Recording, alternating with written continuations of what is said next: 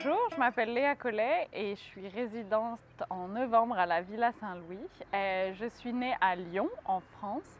Puis je suis partie pendant 14 ans, plus de 14 ans en Angleterre où j'ai fait toutes mes études artistiques.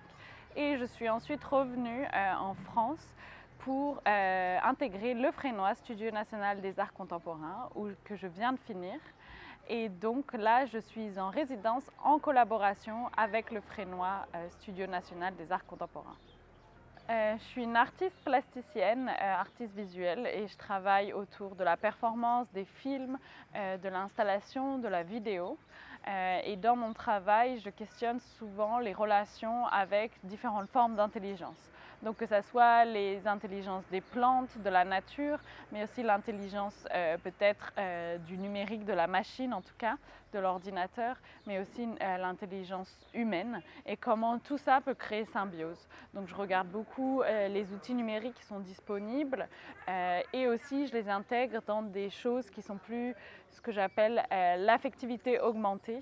Donc ça serait de réfléchir à notre relation en tant qu'humain avec ces différentes formes. Je suis en résidence ici à Saint-Louis pour un projet qui s'appelle Devenir fleur. Donc c'est une question assez large qui serait un scénario un peu de science-fiction qui serait celui de réfléchir à comment, en tant qu'humain, on peut se transformer en fleur. Et pour ça, je suis partie vraiment de recherches tout d'abord coloniales, qui sont des recherches de botanistes français qui sont venus à l'époque coloniale ici à Saint-Louis, dont un en particulier qui s'appelle Michel Adanson, qui a passé beaucoup de temps ici à Saint-Louis. Donc je suis partie de cette recherche et puis en avançant dans le projet, je me suis rendu compte que finalement toutes ces questions sur l'impact des botanistes à l'époque coloniale à Saint-Louis étaient présentes, mais qu'il y avait beaucoup de choses nouvelles qui se faisaient ici. Et donc, on m'a fait rencontrer beaucoup de gens qui travaillent sur ces questions-là, d'horticulture, de botanique, de naturopathie. Et c'est ça qui m'a vraiment intéressée ici à Saint-Louis.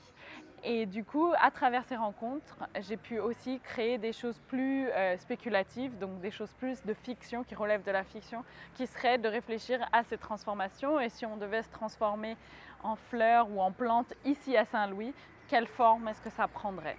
Il y a beaucoup de gens qui ont marqué ma résidence, mais je vais en citer 3-4. Tout d'abord, la première semaine, il y a eu la rencontre avec la grande chorégraphe Germaine Acogny, qui, elle, déjà dans sa pratique de danse, réfléchit à notre relation aux arbres en particulier.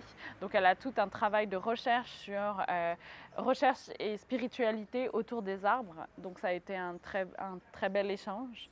Ensuite, il y a des gens qui m'ont suivi tout le long du projet et qui m'ont vraiment assisté tout le mois de novembre.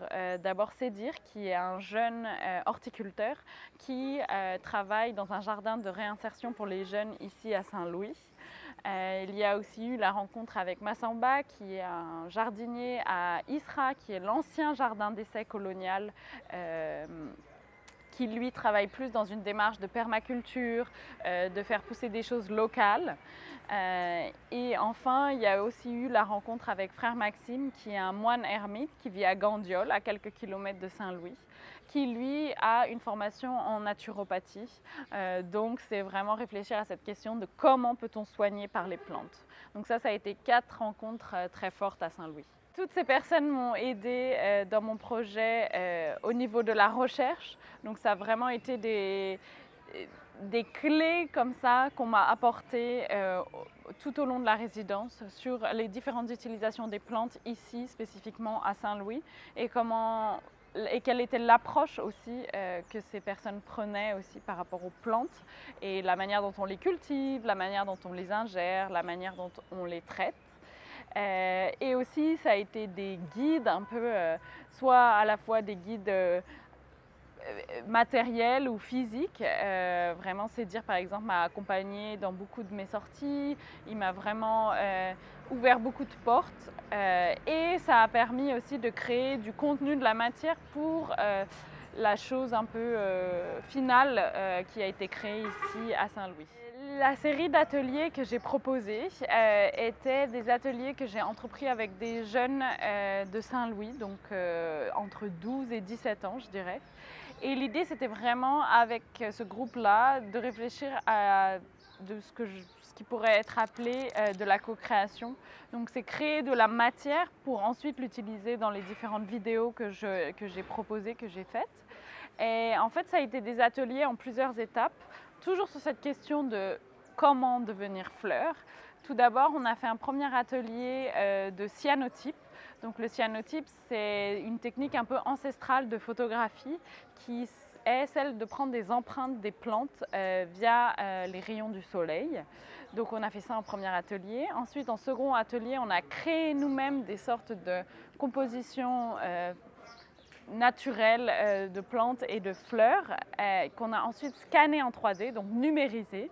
Et puis ensuite un troisième atelier où là on s'est lancé dans un entraînement avec l'intelligence artificielle où chaque élève a pu réfléchir à une manière de se transformer en fleur via l'intelligence artificielle. Et donc tout ça a créé du contenu qui est celui de cette réflexion sur comment devenir fleur avec ce groupe précis. Donc le tout a été mis en forme dans une proposition que j'ai faite pour la restitution et c'est une sorte d'arbre que j'ai créé en fer à béton qui a été soudé. Donc il y a deux sortes de pièces, une qui représenterait un arbre avec ses racines et l'autre plus une mangrove qu'on est allé aussi visiter, que j'ai pu voir de très près. Et sur ces structures, ces installations, il y a des petits téléphones qui ont ces vidéos créé en collaboration avec le groupe de jeunes pendant les ateliers. Donc c'est comme ça différentes briefs de rencontres, d'échanges que j'ai faites à la fois avec les jeunes, mais aussi sur les conversations avec les botanistes, les horticulteurs ici à Saint-Louis. Et puis il y a des téléphones que j'ai trouvés aussi dans la rue, des choses un peu cassées qui ressemblent presque à des bijoux quand les écrans sont tout fissurés. Il y a tout un travail de lumière qui s'émane de ces téléphones. Donc je les ai mélangés eux-mêmes avec des bijoux que j'ai trouvés aussi ici à Saint-Louis. Donc voilà, c'est tout un ensemble, une sorte de petite symbiose et on ne sait pas trop qui nourrit quoi. Il y a des graines aussi. Est-ce que c'est les graines qui nourrissent l'électricité pour les téléphones? Est-ce que les téléphones, eux, nourrissent les plantes qui essayent de pousser dans cette installation? Ou est-ce que tout est obsolète puisque tout est cassé? Donc voilà, c'est très ouvert dans l'interprétation, mais c'était une tentative en tout cas de réfléchir à cette même question qui est celle de devenir fleur. Donc la Villa Saint-Louis, ça a été vraiment beaucoup de rencontres et d'échanges avec, que ce soit à la fois avec le staff ici à l'Institut français et à la Villa. Donc merci à eux qui ont beaucoup soutenu le projet, à eux et à elles. Et puis il y a aussi tous les gens qui m'ont accompagnée dans la recherche et qui m'ont apporté leurs connaissances et ont bien voulu partager leurs connaissances avec moi. Et merci à tous les jeunes aussi qui ont participé aux ateliers, qui ont créé du contenu, de la matière. Et ça a vraiment été une expérience très enrichissante d'avoir toutes ces interactions. Donc merci à tous et à toutes.